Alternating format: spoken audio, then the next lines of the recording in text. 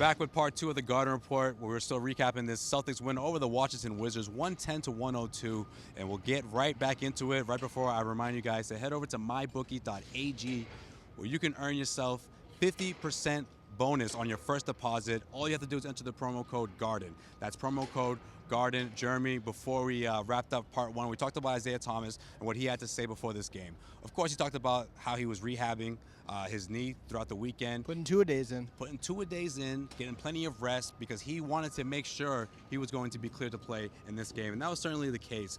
But after the game, Isaiah talked about how he didn't have his lifts. You know, a few days off will certainly have that effect on you. And he talked about how other guys stepped up, and one of those guys easily was Avery Bradley. I mean, we talked about what Al Horford was doing defensively and on the glass in part one, but if you look at the stats and if you saw what Avery Bradley was doing in that first quarter, there's a reason why he played all 12 minutes, right? Absolutely. He was a spark plug. He got him started, hit the first 5 points or so for the team, got him started.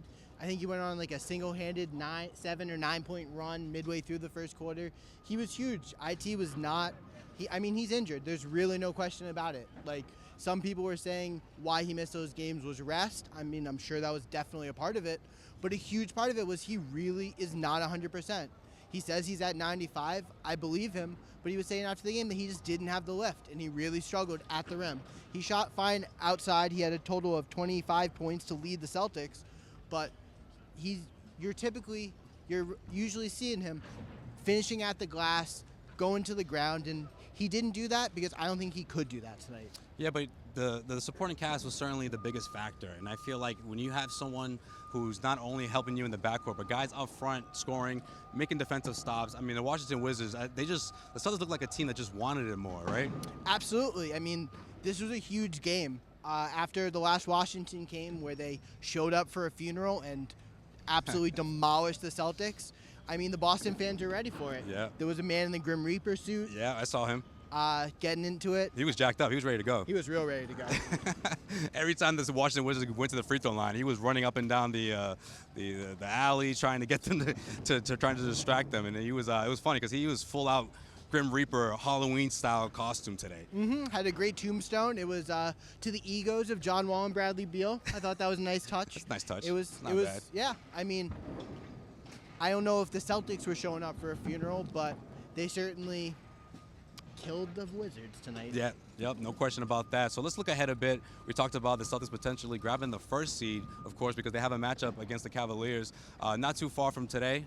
It's going to be in the beginning of April, right before playoff time, right when playoff implications are, of course, right around the corner. So can they actually grab the first seed? And if they don't, do you actually see this team falling below the second seed? Because if you look at the teams that Cleveland have to face, the teams that Washington have to face, Celtics have easily the lightest schedule out of those three teams, right? No question about it, and I think a lot of it will be determined by the 6-game stretch. 5 more home games in the next week or so, week and a half, and I mean, if they get 4 or 5 wins out of that, finish the homestand 5-1, 6-0, that would be huge and really put the pressure on Cleveland. I mean, Cleveland still, Kevin Love's not back, J.R. Smith is not the same. I mean, they're vulnerable. I'm not going to say that they're not an excellent team. LeBron James is unquestionably one of the best players in the game, and he's going to keep them close, if not in the number 1 seed. But the Celtics will at least be knocking on the door.